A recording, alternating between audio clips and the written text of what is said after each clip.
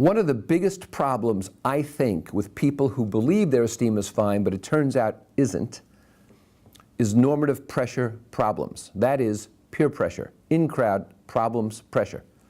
It's one thing in high school to want to be with the in-crowd, although that's not always good. But when you become an adult, it's terrible. Numbers never matter.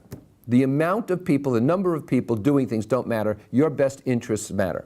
And yet you see people herd-like on social media platforms, participating in things, doing things, suggesting things, following things that clearly are not in their own best interests. That's low esteem. You are your own in-crowd. You don't need someone else's in-crowd. You don't need someone else's validation. In fact, being a herd animal doesn't help you to stand out, it helps you to hide. And in-crowds hide you. You know, there's no one as conventionally unconventional as the people who claim that they're going to be different somehow. The people who claim to be different, who want to wear a certain style, who want to appear in a certain place, wind up part of herds. They wind up undifferentiated from others.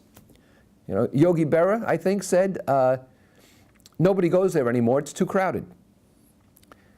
So what's right for them might or might not be right for you, but you have to decide that.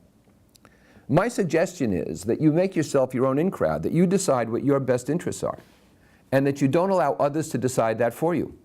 You don't feel the need to improve affiliations, and there's nothing wrong with affiliations, but you don't feel the need to improve them by catering and pandering to others and supporting directions and activities and investments that aren't right for you.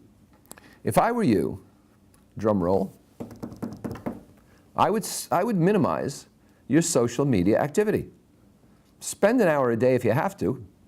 It's 5 hours a week, 20 hours a month, 200 hours a year. Come on. I would minimize that and look into yourself in terms of how you can best help yourself and sustain yourself and be happy. I know it's a radical idea, but it's key to self-esteem.